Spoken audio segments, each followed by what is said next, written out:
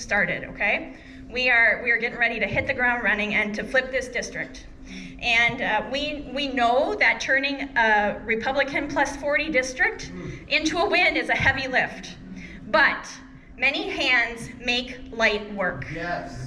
And we hope that we can count on you to join us in that hard work to build the future we all want for our country.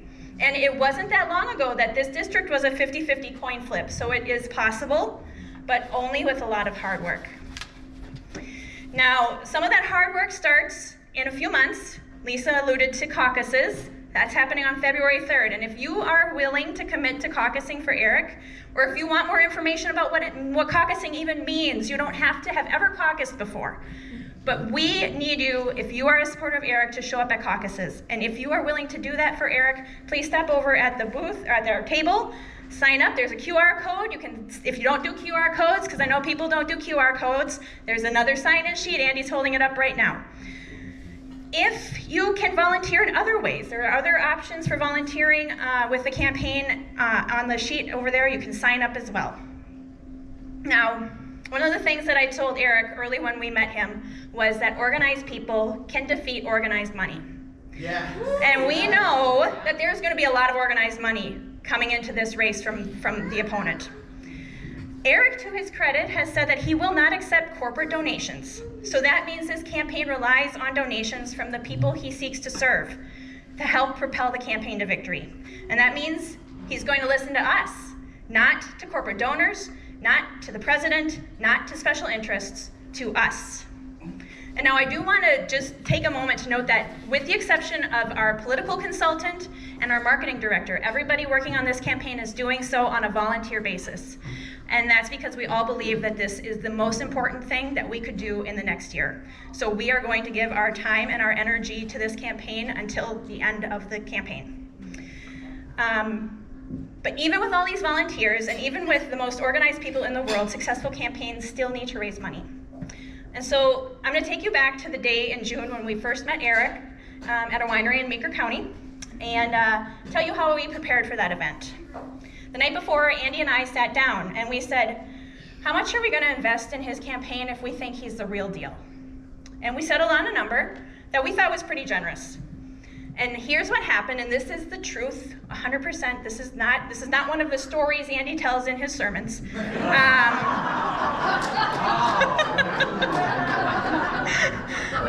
About halfway through that event, Andy came over to me and he said, we need to write a bigger check. And I was thinking the same thing, but what you need to know about Andy is that he does not impress easily. And so for him to say, we need to invest more money in this guy was a really big deal. And we didn't write that bigger check right away. What we did do is we pledged to Erik that we as a couple would max out our donations to his campaign for the primary and for the general election. And tonight we are going to write the final check for our primary contribution to his campaign. Because for us, contributing to Erik's campaign feels like a critical investment in the future of our country and of the government that we want, which starts with a return to normal constitutional checks and balances and congressional oversight, because until we defend democracy that way, we can't even think about doing anything else.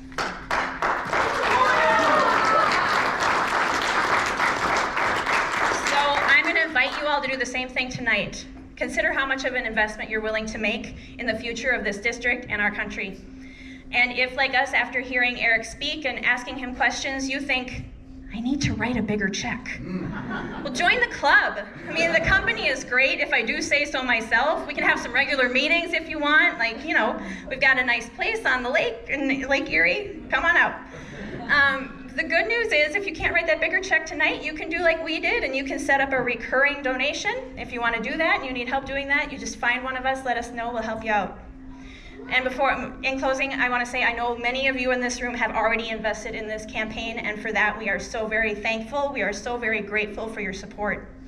If you have the means to invest more, we hope you consider doing so tonight.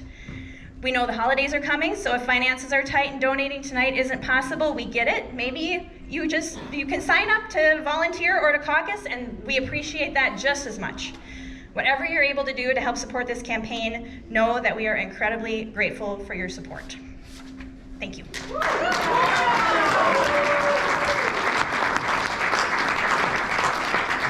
Way to go, Alyssa. Let's hear a hoo-yah! That was wonderful, and the honest truth is, I hope all of you feel a little more energized with that. That energized me, and I'm already on the campaign. I'm about ready to write over a check a little bit more than I did before. That was awesome. There's a few things that I want to say before I introduce our next speaker here.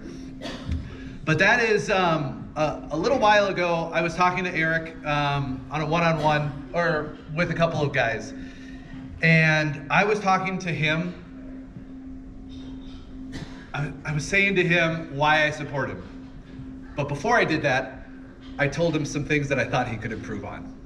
And then I told him why I support him, right? And there are really three big things, maybe four, but three big things of why I'm supporting Erik. Number one, Erik had the foresight to start his campaign 8 months before a normal campaign person would start.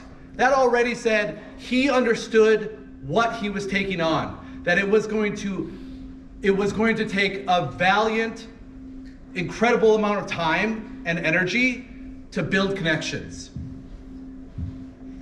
The second reason was because Erik can hold a room.